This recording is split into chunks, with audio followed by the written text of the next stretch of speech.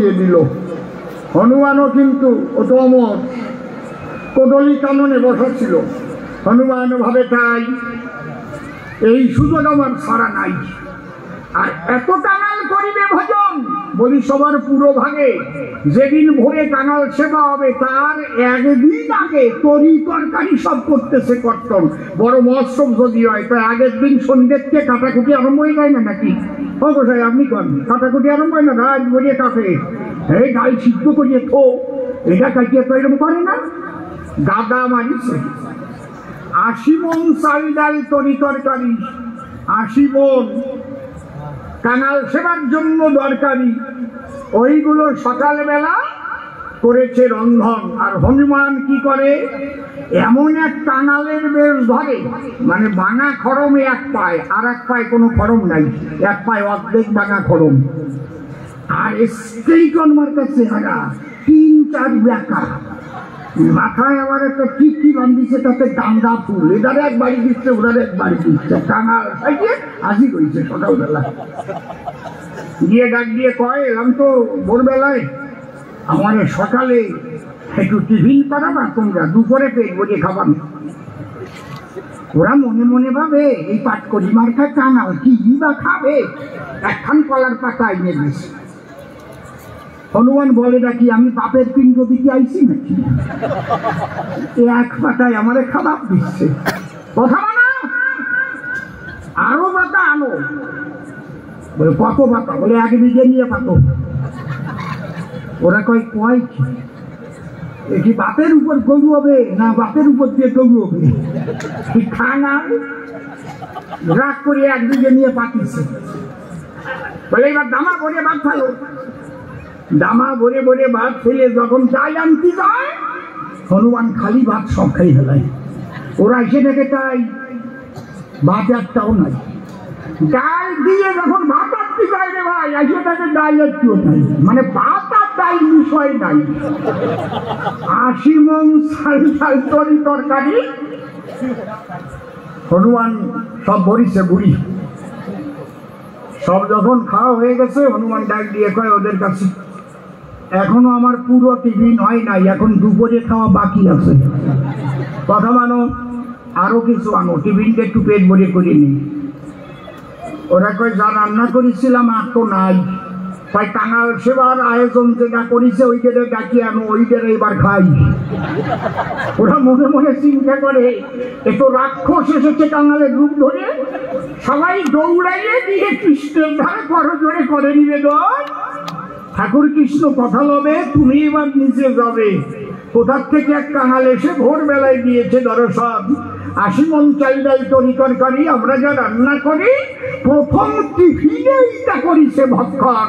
আবার দেখে বলে তাই আমার টিফিন এখনো পুরোপুরি হয় নাই, দুপুরে খাওয়া নাকি আরো বাকি রেখেছে সেই কাঙাল যেজন। আমরা বলছি এখন আর রান্না নাই, তাই যেটা এইটার আয়োজন করেছে সেইটারে ধরে আনো, ওইটারে খাতি চাই। এই কথা বলার পরে চিন্তা করে কৃষ্ণ নটবরে একটু চোখ বুঝে দেখতে পারে, তো আর কেহ নয়। দেখে কৃষ্ণ ভগবান এসেছে ভক্ত হনুমান। আজকে রুদ্রগ্নি প্রজ্বলিত করে দিয়ে সমস্ত খাদ্য ভস্মীভূত করে দেয়। কৃষ্ণ তখন দেখে বলে, সত্যভামা কোথায় রহিলে? সত্যভামা এসে যখন সম্মুখে দাঁড়ায়, দেখে বলে কৃষ্ণ শ্রীবাদ হবে, সত্যভামা তোমাকে এবার যেতে হবে সীতামূর্তি ধরে, আর অন্য ব্যঞ্জন দিয়ে যাবে থালিকা ভরে। তুমি হনুমানের সম্মুখে গিয়ে দাঁড়াবে সময়। তোমাকে দেখার পরে হনুমান করজোড়ে মস্তক অবনত করে যখন প্রণাম দিতে যাবে তোমার পায়, কথা বলবে রাম নামে নিবেদিত অন্ন হনুমানের ব্রহ্ম রন্ধ্রে স্পর্শ করবে, যাতে ওই অগ্নি নির্বাপিত হয়। অন্তরে আমার আছে ভাবা, তারপরে আমি এই রাম হয়ে দাঁড়াইব। শ্রীমাধব যখন এই বাক্য করিলেন উচ্চারণ, কৃষ্ণের কথা অনুপাতে অন্ন ব্যঞ্জন লইয়া থালাতে, ওই ভরা অন্ন ব্যঞ্জন থালিকা সহ নিয়ে হাতে সীতামূর্তি করিয়া ধারণ। সত্যভামা ধীরে ধীরে যখন যাচ্ছে হনুমানের গোচরে, হনুমান দর্শন করে, মা জানকী একই দেখি জল ভরা হনুমানের আঁখি, এসো মা এসো ভজি ওই যুগল চরণ। যখন সত্য ভাবা কাছে গেল, হনুমান মায়ের চরণে প্রণাম দিল। রাম নামে নিবেদিত অন্ন যখন হনুমানের মস্তকে ব্রহ্মাগ্নি নিপাতিত হলো, বসে শোনেন জ্ঞানী দল। অমনি এসে দাঁড়াইল স্বয়ং রাম হয়ে কৃষ্ণ ভগবান। হনুমান উঠে দেখতে পায় রাম সীতার যুগল মূর্তি দেখা যায়। একবার রামানন্দে প্রেমানন্দে হরি হরি বলো, যত ভক্ত সমুদয় হরি বল। তোমার রামায়ণে যদি এই লেখা না থাকতো তাহলে কি রাম এসে কৃষ্ণ হতো? আর যদি কৃষ্ণ না হতো তাহলে হনুমানের মনের বাসনা কেনা পূর্ণ করতো, যে করিয়ে যাবা পুরো কর্তা কাইলে ক্রিয়া কেন কন্তদেই লিখিয়া কেন? তোমার রাম কৃষ্ণ হয়ে লীলা করলো কেন? ভাই কি বেশি আছে? সবটুকু তো বেশি আছে। এই কৃষ্ণ লীলা তোমার রামায়ণে আছে? তোমার মহাভারতের ভিতরে বেশি কি তাই ভালো প্রকাশ করে? বেশি তো কৃষ্ণ লীলাটাই তো বেশি। কি কোথায় আমার কাছে বলুন দেখি, রামায়ণের মধ্যে কৃষ্ণ লীলা আছে নাকি?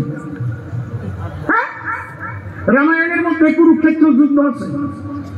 আছে? প্রশ্ন করি আপনাদের কাছে, কি বেশি আছে? হ্যাঁ, এইবার শোনো, মহাভারত করলে অধ্যয়ন কি পেতে পারে এই বিশ্বের জনগণ? আমি রামায়ণের অপমান করব না কখন। রামচন্দ্র এসেছিল বলে সেই অবতারের পরে হয়েছে আবার কৃষ্ণ লীলে। এই জন্য একজনকে অসম্মান করিলে অপরজন অসম্মানিত হয়। অনেকে বোঝে না, ওদিকে আমি আর যাবো না। কেউ ভাবে যে আমারটাই বড়। অনেকে আছে কৃষ্ণকে ছোট করে কথা বলে, গৌরাঙ্গকে ছোট করে কথা বলে, রামকে ছোট করে কথা বলে, এরকম আছে। আমি উল্লেখ করলাম না, এগুলো ঠিক না। প্রত্যেকটা লীলার সঙ্গে প্রত্যেকটা লীলার একটা চেন আছে না? তবে কবি রসনাথ তারক বসে একটা ভালো কথা লিখে গেছে, যে যাকে ভক্তি করে সে তার ঈশ্বর, ভক্তি যোগে সে তার স্বয়ং অবতার। এরপর কথা হয় না, এরপরে আর কোনো গন্ডগোল থাকে না। যে নামে যার ভক্তি আসে সেই নামে সে কর সাধন। নামের অতীত গুণের অতীত তিনি কে সেই নিরঞ্জন। ভক্তি ধরে বাধা পড়ে রূপ ধরে যায় দর্শন। যে নাম যাহার অতি প্রিয় সেই নামে সে অর্থনীয়। পাইলে প্রেম ও অমীয় তখন হবে তার দর্শন।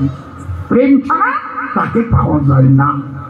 প্রেম হচ্ছে মূলধন। যেমন চন্দ্রলোকে রকেট ছাড়া যাওয়া যায় না, তেমন ঈশ্বরকে প্রেম ছাড়া পাওয়া যায় না।